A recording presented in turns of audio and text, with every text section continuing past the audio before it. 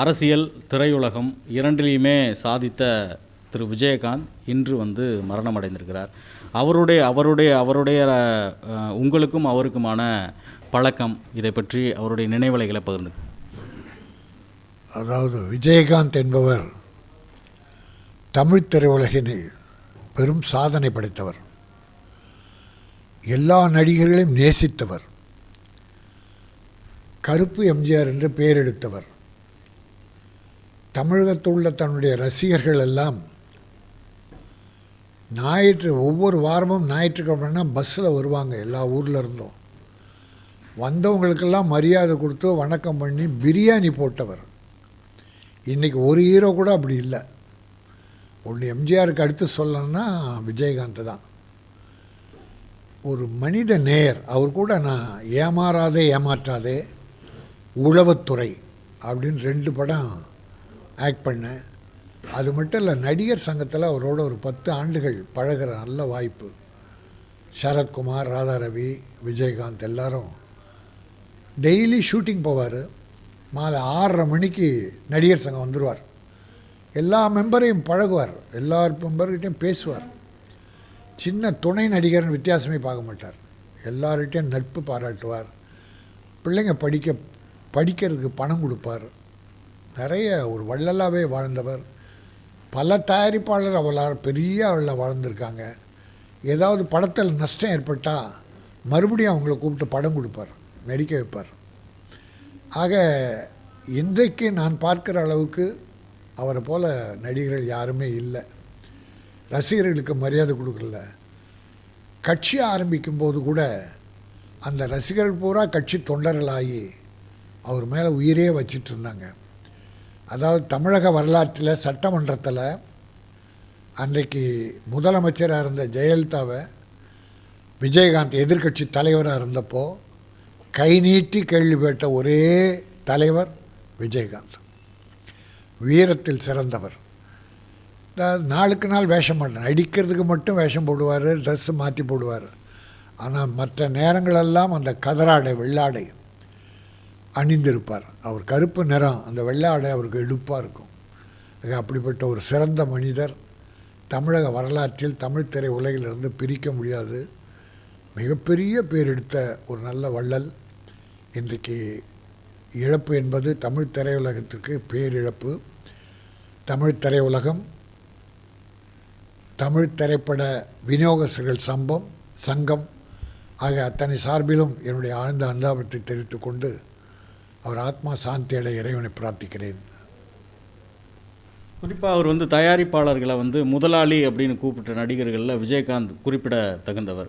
அவர் எப்படி ஒரு தயாரிப்பாளருக்கான நடிகராக திரையுலகத்தில் வலம் வந்தார்? இல்லை, அவர் ரொம்ப சின்ன நடிகராக அவர் வேஷத்துக்கு கம்பெனியாக ஏறும்போது எனக்கு தெரியும். ஒரு மோட்டர் பைக் வச்சுருப்பார். மதுரையிலேருந்து ஒரு ரூம் எடுத்து தங்கி ஒவ்வொரு கம்பெனியாக போய் வேஷம் கேட்பார். பிறகு ஒரு சின்ன ஒரு ஹீரோ தான், முதல்ல ஒரு ஹீரோ தான் கிடச்சது. அப்புறம் வெற்றி பட நடிகரான பிறகு சின்ன ப்ரொடியூசர் எல்லாம் அவர் வாழ வச்சார். எல்லாருக்குமே நஷ்டம் ஏற்பட்டுச்சுன்னா அடுத்து படம் கொடுப்பார். இன்றைக்கி அப்படி யாருமே எந்த ஹீரோவுமே நான் பார்க்கல. ஆக இன்றைக்கி இருக்கிறவங்கெல்லாம் விஜயகாந்தை ஃபாலோ பண்ணணும். அப்படி இருந்தால் நீ வாழ்த்தப்படுவார்கள், வளர்வார்கள். இன்றைக்கி இருக்க எல்லாருக்கும் எல்லாம் வேணும் அப்படின்ற மாதிரி எல்லா டெக்னீஷியன்ஸுக்கும் சமமாக உணவு கொடுங்க அப்படின்ற ஒரு விஷயத்தை முதற்கொண்டு ஆரம்பித்து வச்சது விஜயகாந்த் அவர்கள் தான். இனி அந்த மாதிரியான விஷயங்கள் இப்போ நடக்கலனாலும் அவர் செஞ்ச காலகட்டத்தில் நீங்கள் இல்லை விஜயகாந்த் சாப்பாடு அவர் வீட்டில் இருந்து தான் சாப்பாடு வரும். ஏன்னா அந்த சாப்பாடு நான் ஏமாற்றாதே ஷூட்டிங்கில் சாப்பிட்ருக்கேன். பட் எல்லாரும் என்ன சாப்பிட்றாங்கன்னு பார்ப்பார். எல்லாருக்கும் என்ன உணவு கொடுக்குறாங்கன்னு பார்ப்பார். எம்ஜிஆர் மதுரை மீட்ட சுந்தரபாண்டியன் ராஜஸ்தானில் ஷூட்டிங் நடக்கும்போது ஒரு நாள் அப்படியே எல்லாரும் தொழிலாளியெல்லாம் சாப்பிடும்போது பார்க்குறாரு. பார்த்தா ஒரு வித்தியாசமான சாதாரண சைவ சாப்பாடு தான் இருந்தது. உடனே எம்ஜிஆர் கூப்பிட்டு நாளையிலேருந்து எல்லாருக்கும் அசைவ சாப்பாடு போடணும், எனக்கு என்ன சாப்பாடு கொடுக்கணும் அதான் அவங்களுக்கு கொடுக்கணுன்னாரு. அது ஒரு உதாரணம்.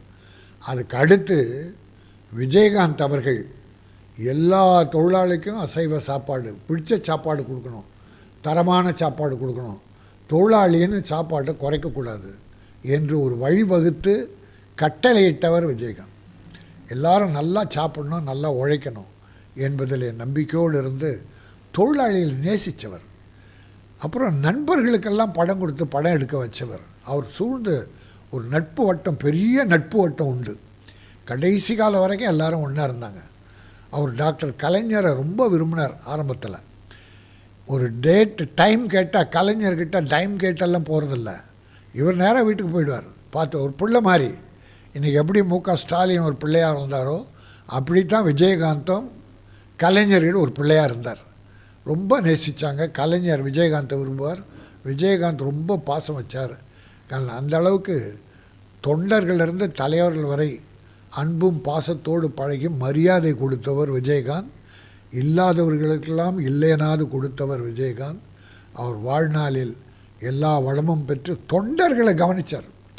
கட்சி ஆரம்பித்த பிறகு பாருங்கள், இப்போ இருக்கிற தொண்டர் உடல்நலம் இல்லாத போது கூட அந்த பழைய தொண்டர்கள் அப்படியே இருக்காங்க. சில தலைவர் எம்எல்ஏ தான் ஓடி போனாங்களே தவிர தொண்டர்கள் இன்றைக்கும் அவர் கூட தான் இருந்தாங்க. ஆகவே அப்படிப்பட்ட ஒரு நல்ல வள்ளல் கருப்பு எம்ஜிஆர் இன்றைக்கு மறைவு. திரையுலகத்துக்கு பேர் இழப்பு, ஈடு செய்ய முடியாத இழப்பு. நடிகர் சங்கத்தில் நடிகர் சங்கம் வந்து கடனில் தத்தளித்த போது அதை வந்து இப்போ ஒரு நிகழ்ச்சி நடத்தி அந்த கடனை அடைத்தவர் அப்படின்னு சொல்லுவாங்க. ஒரு நடிகருக்கு பிரச்சனைனா கூப்பிட்டு பேசுறது, அவர்கள் பக்கம் யார் பக்கம் நியாயம் இருக்குதோ அவர்கள் பக்கம் நிற்கிற செயல், இதெல்லாம் வந்து விஜயகாந்த் இருந்த காலகட்டத்தில் அவரோட பயணித்தவங்க குறிப்பிட்டு சொல்லுவாங்க. அப்படி நீங்கள் நினைக்கக்கூடிய விஷயங்கள் என்ன? அதாவது விஜயகாந்த் தலைவர் 10 ஆண்டுகள், சரத்குமார் செயலாளர், ராதாரவி பொருளாளர், அந்த சமயத்தில் நான் செயற்குழு உறுப்பினர். அந்த 10 ஆண்டுகளில் காலையிலேருந்து ஷூட்டிங் போனால் 6:30 மணிக்கு நடிகர் சங்கம் வந்துடுவார். ஏதோ ஒரு அலுவலகத்துக்கு வர்ற மாதிரியே வந்துடுவார். அங்கே துணை நடிகர்கள்லாம் 100கணக்கான வந்திருப்பார். எல்லார்கிட்டையும் பேசுவார். நடிகர் சங்கம் கடனில் இருந்தது. எப்படின்னா சிவாஜி கணேசன் தலைவராக இருந்தப்போ ஓலை கொட்டை தான் அந்த கொட்டகை. அதை மாற்றுறதுக்காக ஒரு 25 லட்ச ரூபா இந்தியன் ஓவர்சீஸ் பேங்க்கில் கடன் வாங்கினார்.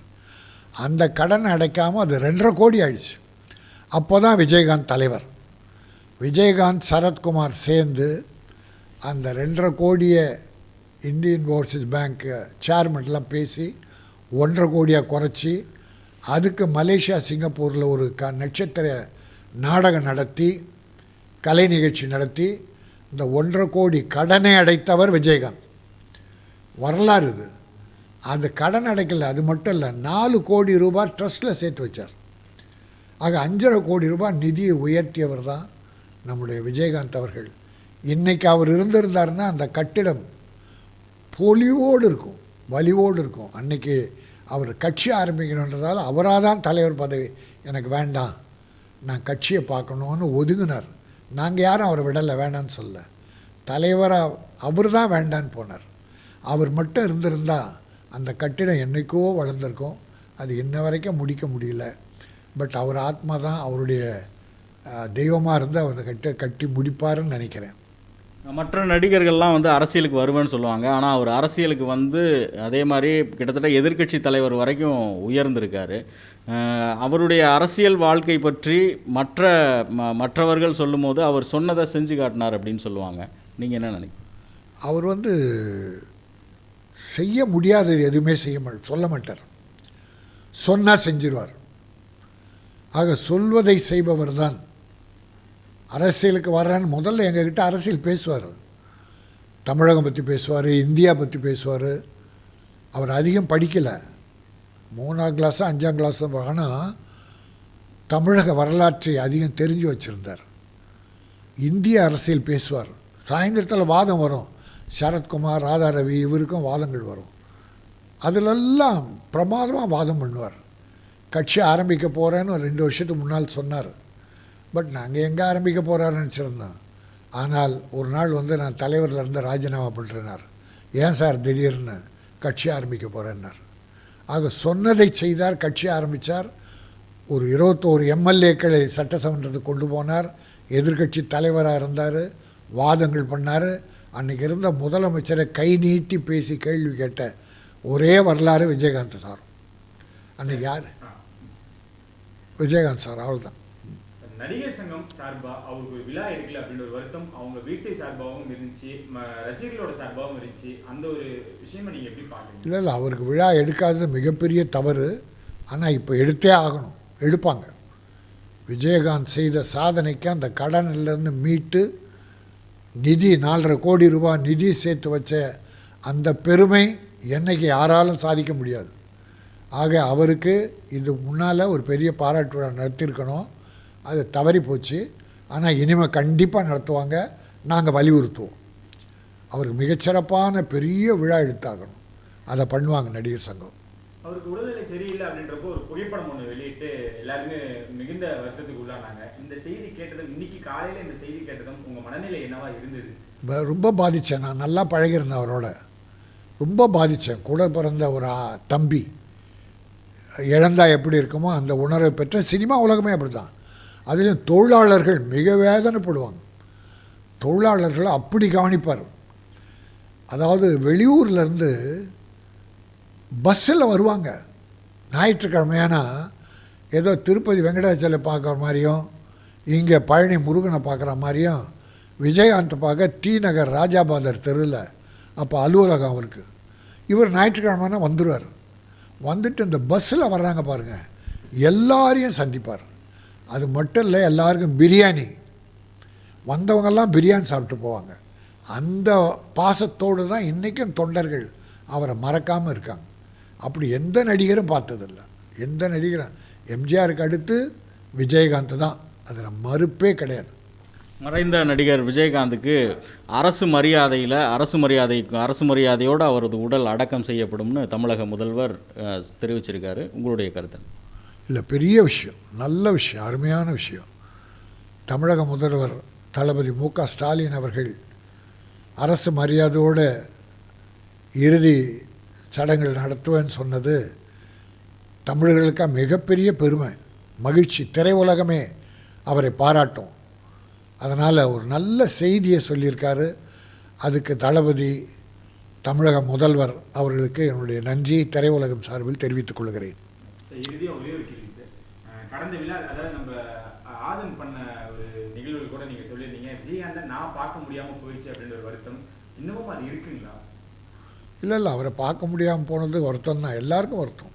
ஏன்னா அவர் ஏதோ தனியாகவே வச்சுட்டாங்க, அது என்னன்னு எனக்கு தெரியாது. பட் எல்லாருமே வருத்தப்பட்டாங்க, நான் மட்டும் இல்லை, எல்லாருமே வருத்தப்பட்டாங்க. அவரோடு நெருங்கி பழகிய உயிர் நண்பர்கள்லாம் கூட ரொம்ப வருத்தப்பட்டாங்க.